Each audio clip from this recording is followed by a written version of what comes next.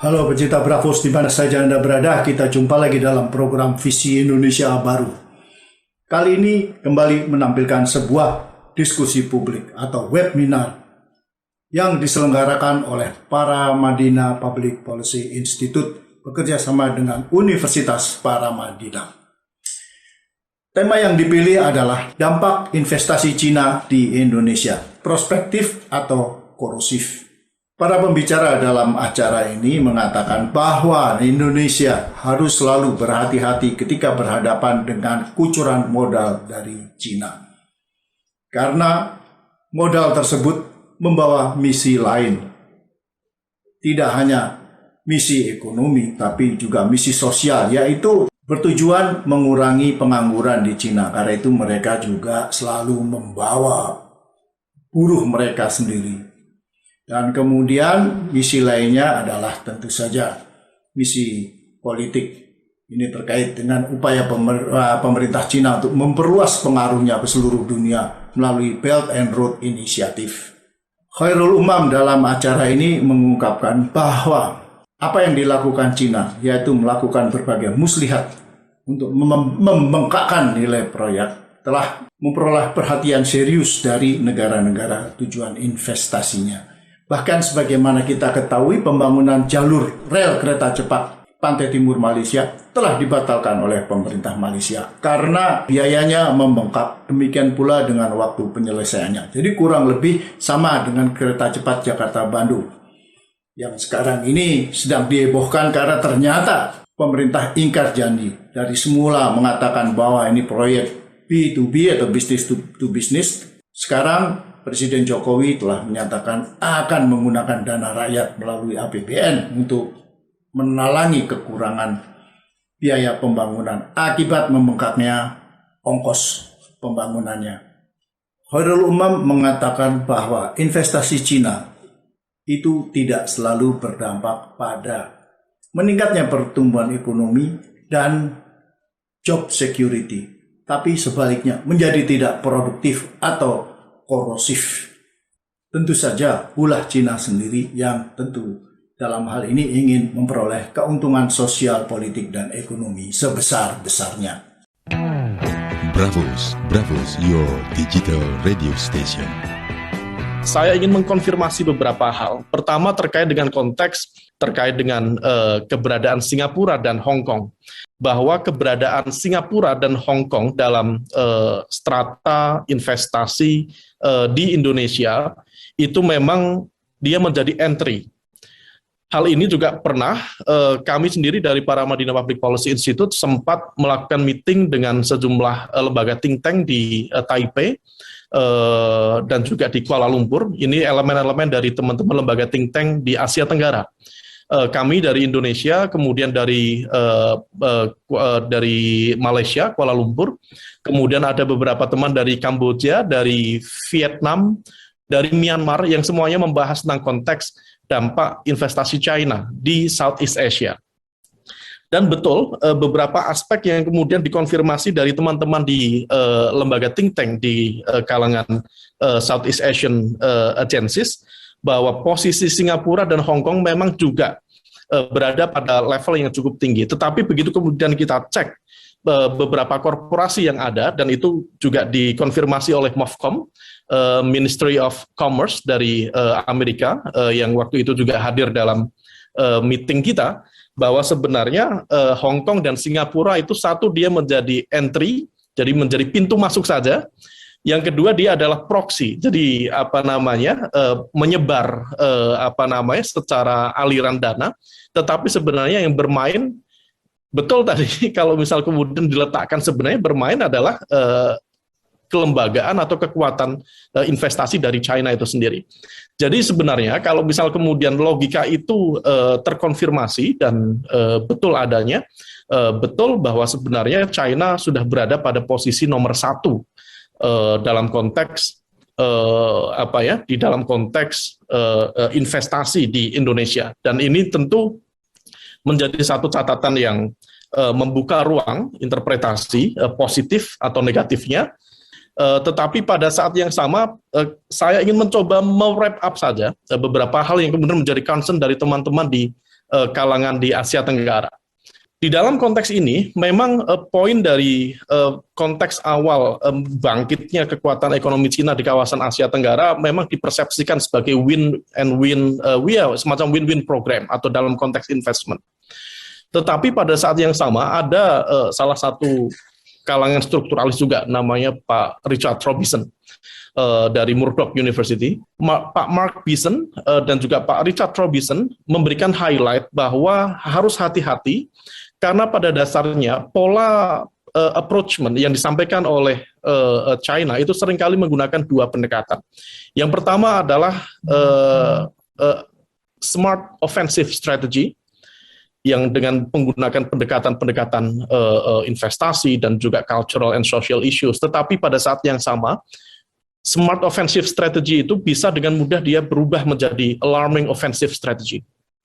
Nah, pada konteks ini, hal itu dikonfirmasi oleh sejumlah kalangan, oleh para teman-teman dari lembaga think tank di level Asia Tenggara, bahwa ternyata harapan dalam konteks investasi itu yang diharapkan bisa meningkatkan pertumbuhan ekonomi, kemudian job security, dan juga pada level tertentu harapan untuk bisa meningkatkan infrastructure networks for local and regional economies di kawasan Asia Tenggara ini, justru kemudian membuka fakta bahwa ada beberapa problem serius. Apa yang terjadi di kereta cepat itu ternyata juga terjadi di beberapa negara Asia Tenggara yang lain. Jadi ini bisa menjadi studi kasus yang sangat menarik dan juga terkonfirmasi ternyata polanya juga mirip dan hampir sama. Tetapi sebelum masuk itu, pada aspek secara generalnya, dalam konteks investasi ini, ada beberapa indikasi yang sebenarnya kita harapkan bisa menjadi produktif, tetapi kemudian berubah menjadi korosif. Level korosifnya ada di mana? Ada beberapa aspek yang kemudian terjadi bukan hanya di Indonesia, tapi juga di Malaysia yang secara transparansi dan akuntabilitas pemerintahannya sebenarnya relatif lebih mending, lebih baik. Tetapi pada saat yang sama kemudian di negara-negara yang secara sistem demokrasinya tidak begitu mapan, justru betul-betul pola investasi itu undermining rule of law and exploiting governance gap. Oleh karena itu ada lembaga yang kita kemarin sempat terlibat mencoba untuk melakukan assessment terhadap aspek transparansi investasi China yang dipromotori oleh teman-teman dari CIPE, Center for International Private Enterprise yang berbasis di Washington DC di Amerika, mencoba untuk menganalisa betul apa sebenarnya dampak lain dari problem-problem investasi yang dijalankan oleh China. Nah, pada level itu, undermining rule of law dan governance gap itu betul-betul kemudian terjadi. Kemudian pada saat yang sama, ada aspek yang sifatnya kemudian berimplikasi pada transparansi, baik dalam konteks kontrak maupun dalam konteks berkaitan dengan fit and proper test pada level penentuan kontraktor, kemudian pada level lingkungan dan lain sebagainya. Ada beberapa hal yang kemudian bisa kita jadikan sebagai studi kasus. Ini data ini sifatnya masih data dari MOFCOM ini, dari Ministry of Commerce, yang cukup lama sebenarnya, di tahun 2017. Jadi praktis dari 2010 sampai 2017, di level Asia Tenggara secara general, memang Indonesia berada di posisi peringkat pertama, yaitu pada level sekitar 24-26% saat ini. Nah, kemudian varian-varian investasinya juga cukup variatif, tetapi memang kemudian lebih diutamakan pada level yang bersifat terkait dengan konteks infrastruktur. Nah, studi kasus yang pertama yang coba kami ajukan sebenarnya memiliki kemiripan dengan apa yang terjadi di Indonesia. Ini kasus di Malaysia, mereka juga membangun East Coast Rail Link yang dimulai dari tahun 2019 yang lalu, tetapi kemudian karakternya cukup unik dan memiliki kesamaan dengan apa yang tadi terjadi di kereta cepat Jakarta-Bandung. Satu, seringnya terjadi perubahan perubahan konsep dalam konteks grand design dari pembangunan itu sendiri. Perubahan-perubahan itu diatur itu sendiri dengan para elit yang berada di level kekuasaan, sehingga kemudian itu membuat berubah-ubah. Misalnya ada di dari East Coast Rail Link ini, yang kemudian waktu itu disepakati oleh Barisan Nasional dan juga Pakatan Harapan, yang masih berada di bawah pemerintahan dari Najib Razak, yang kemudian kita tahu diberhentikan oleh gelombang reformasi di sana. Waktu itu arahnya betul-betul berbeda dibanding dengan ketika kemudian Perikatan Nasional muncul menjadi pemenang di pemerintahan. Nah, efek dari semua itu, jadi ada perubahan grand design yang berimplikasi juga pada perubahan harga. Nah, perubahan harganya sepertinya cukup problematik juga. Satu, perubahan harga dengan gap sekitar 21,5 billion atau miliar Malaysian ringgit, yang kemudian pada saat yang sama juga memiliki implikasi yang cukup serius, yaitu terkait dengan waktu pengerjaan atau tenggat dari pengerjaan proyek ini. Jadi molor sekitar 3 tahun, 2 sampai 3 tahun, dan itu kemudian memunculkan sejumlah spekulasi karena sepertinya dari para kontraktor sendiri juga bermain mata dengan mencoba mencari patronase kekuatan politik di dalam pemerintahannya, yang kemudian untuk mencari titik lemah dan juga mencari profit yang lebih tinggi dengan cara kemudian tadi exploiting the governance gap di situ. Hal sama juga terjadi di Filipina. Di Filipina ini terkait dengan Shiro River Pump Irrigation Project. Ini juga sama.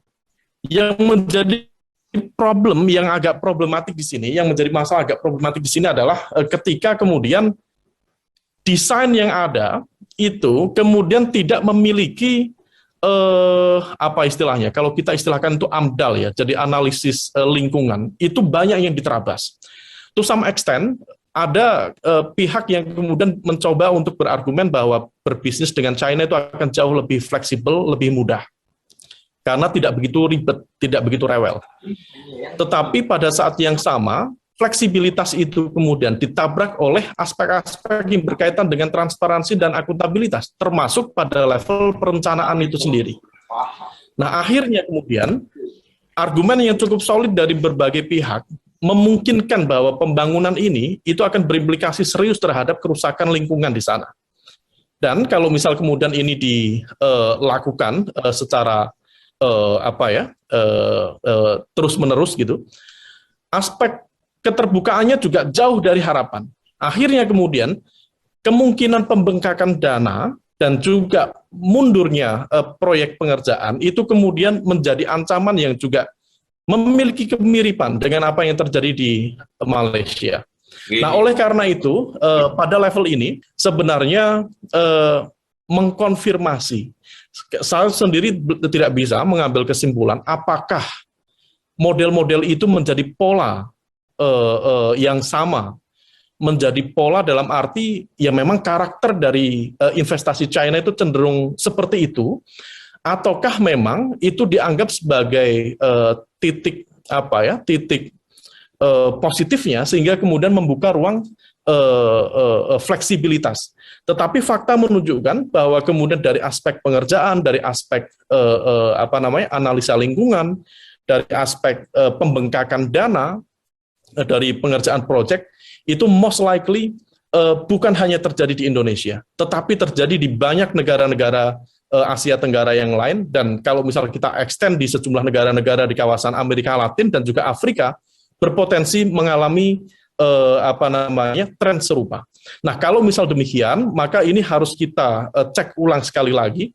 Tentu pada saat yang sama kita juga mencoba untuk menyeimbangkan antara kebutuhan investasi bagi pembangunan ekonomi di Indonesia, tetapi pada saat yang sama ketika kemudian investasi itu sudah tidak lagi bersifat produktif dan cenderung bersifat korosif berkaitan dengan konteks hal-hal yang menabrak aturan, kemudian berimplikasi negatif terhadap ekonomi nasional, dan juga pada konteks tertentu pola relasi antara kekuatan ekonomi tadi dengan mereka yang berada di kekuasaan justru kemudian memunculkan kekuatan oligarki yang jauh lebih kuat sehingga kemudian menabrak aspek-aspek berkaitan dengan konteks demokrasi.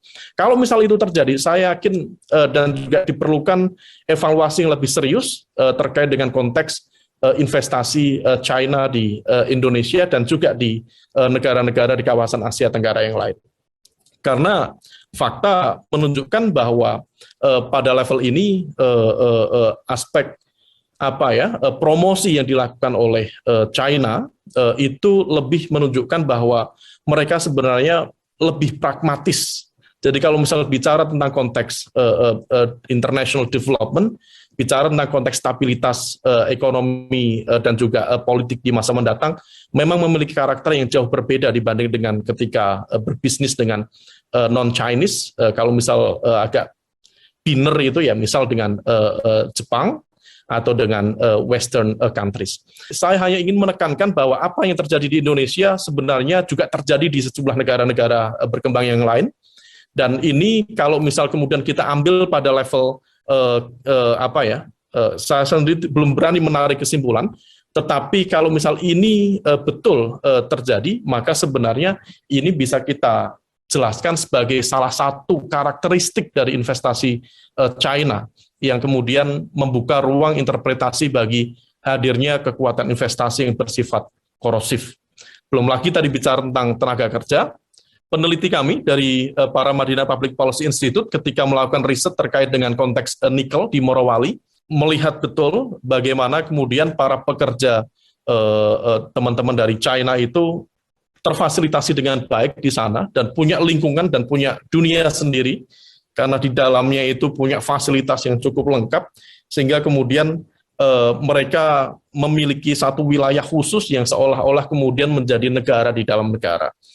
Tentu semua ini harus kita evaluasi bersama, jangan sampai apa yang terjadi di Morowali terkait dengan konteks tambang misalnya, kemudian mengulang kesalahan-kesalahan masa lalu yang juga terjadi di Indonesia, dan kemudian ketika itu sudah selesai, ya sudah meninggalkan persoalan-persoalan besar terkait dengan konteks lingkungan, pembangunan ekonomi yang tidak sustainable, dan endingnya ya sudah hanya kelompok tertentu yang diuntungkan oleh proses investasi itu sendiri. Dan itu jelas tidak Pancasilais. Bravos, your digital radio station.